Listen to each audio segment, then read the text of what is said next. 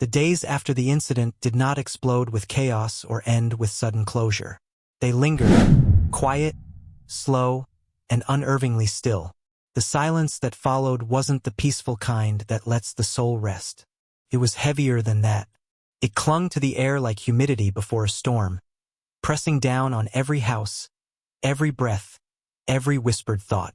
The neighborhood that once pulsed with chatter and laughter, with the careless ease of familiarity, now seemed frozen in a single collective inhale. Children's laughter no longer rang down the street. Conversations were brief, clipped, carried in hushed tones. Even the birds seemed to sing less, their morning calls muted as if they, too, were waiting for something unnamed to shift.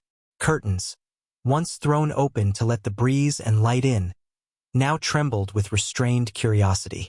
People no longer stood outside in groups, no longer waved casually from their porches. Instead, they watched from behind thin veils of fabric, from behind the protection of their glass windows, as if the world outside had become dangerous, or perhaps, as if they had. She noticed everything. The way voices softened when she passed. The way doors closed a little faster behind her. The way eyes slid away, unable to meet hers. At first, some fragile part of her wanted to believe they had learned something. Perhaps that guilt had cracked their certainty. But deep down, she knew the truth. Whispers do not die. They transform.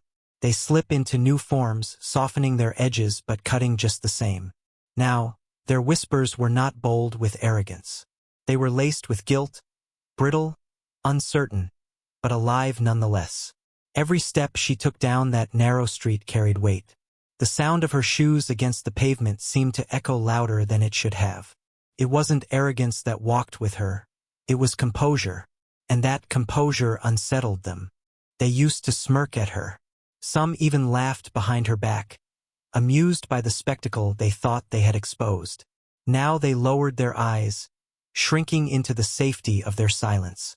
A few dared to meet her gaze, and when they did, they looked at her the way people look at a storm cloud, both frightened and awed. She had become something they could no longer categorize. Not a neighbor, not a victim, something larger, unpredictable. Power is strange. She had never sought it, never even imagined holding it. But it had found her, quietly, without permission, woven into the strength of her endurance. And that made her dangerous in their eyes. Inside her home, the world had grown smaller, quieter, but sharper. Every object around her was soaked in memory now. There was the chipped coffee cup on the counter, the one she had held the morning she was accused. Her hands had trembled then, though she never let them see it. There was the wooden chair by the wall, where she had sat and listened to the storm of lies unfold around her, each word piercing deeper than the last. There was the front window, the stage from which she had watched their faces twist with judgment. The air still carried echoes of that day. Laughter that wasn't kind, whispers that weren't soft, suspicion that clung like smoke. Those memories had once been blades. Now they were fuel. Night after night, she sat at her desk beneath the window, a single warm lamp spilling light across the pages of her journal. It was there that she rebuilt herself, not with speeches or declarations, but with ink and clarity. She wrote not as a victim, but as a witness, as someone who refused to be erased. She began cataloging everything, not just what happened, but how, the lies, the subtle contradictions, the careless words that betrayed guilty consciences. She wrote down the names, the times, the small gestures people thought no one noticed. Slowly, like pieces of a puzzle finding their place, a map of deceit emerged. Justice, she wrote one night in neat, unwavering handwriting, doesn't arrive like a savior. It is built, brick by brick, truth by truth, by the hands of those who refuse to forget. Each entry was a quiet act of rebellion, promise, a sharpening of her silence. Then one morning, everything shifted. It didn't happen with drama or spectacle. It began with a soft, hesitant knock on her door.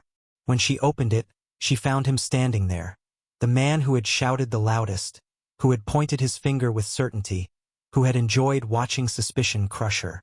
But the man before her wasn't the same. His shoulders drooped as if weighed down by his own voice. His hands twisted nervously. His eyes, once hard and certain, flickered with something fragile. I want to apologize," he said, the words tripping over themselves. His voice trembled. Guilt had stripped it of its former strength. She let the silence stretch between them, the same silence they had forced upon her once. It made him fidget, stumble, fill the air with broken words. When he finished, when his apologies lay before her like wilted flowers, she spoke softly. "It's not enough to be sorry after the damage is done," she said. Her tone was calm, but there was steel beneath it. Regret born out of fear is not the same as understanding. His face flushed. He lowered his gaze. There was nothing more to say. She closed the door gently, and with that simple act, something shifted in the air. Not long after, the truth clawed its way to the surface. The real culprit, the man who had stolen and framed her, was caught. His arrest became the neighborhood's whispered headline, carried from door to door like a bitter secret. But no one celebrated. There was no collective sigh of relief. The truth didn't absolve them. It exposed them. It showed them their reflection, their fear, their cruelty, their willingness to believe a lie. She didn't celebrate either. There were no grand speeches, no loud vindication.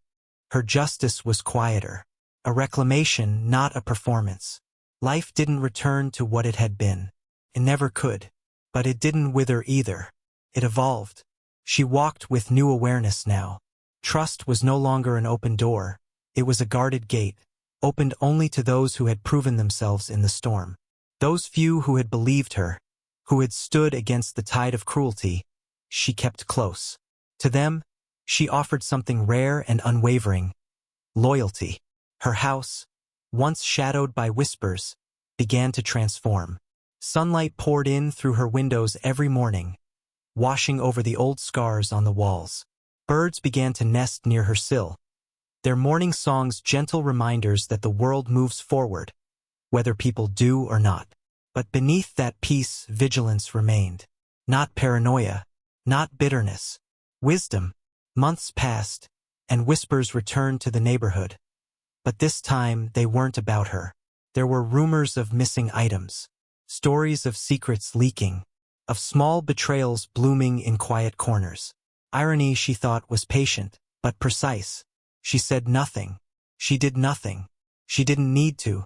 She simply watched as the same mouths that had accused her now turned against each other. The neighborhood was tasting its own poison. On certain nights, she would step outside, barefoot on the cool pavement, and stand beneath the old streetlight, the same one that had once illuminated her humiliation. She had stood there months ago, exposed, fragile, burning beneath their judgment. Now, standing there felt different. The air was the same, but she was not. That spot was no longer a mark of pain. It had become her quiet throne. She closed her eyes, inhaled the cold night air, and felt something steady inside her. A calm, unshakable strength. People often mistake silence for weakness, she thought. But silence is neither soft nor small. Can be a shield. Can be a sword. The neighborhood had changed. They no longer laughed so easily. They no longer gossiped with the same arrogance. Respect, not warm or eager, but cautious and quiet, now clung to their voices when they spoke to her. And she carried herself differently too.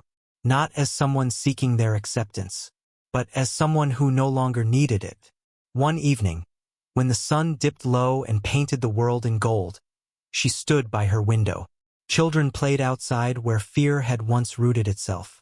Their laughter rang bright, innocent, untouched by the ugliness of what had happened.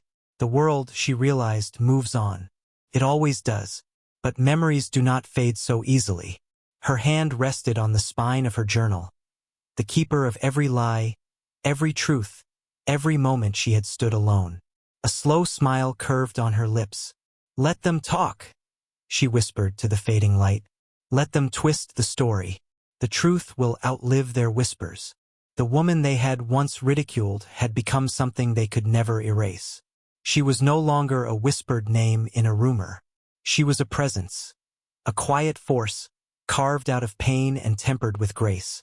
And in that neighborhood, where truth had once trembled like a frightened bird, her silence now thundered louder than any voice could. She was proof that survival doesn't always roar. Sometimes it watches, sometimes it waits, and sometimes it stands alone beneath a streetlight, unbroken.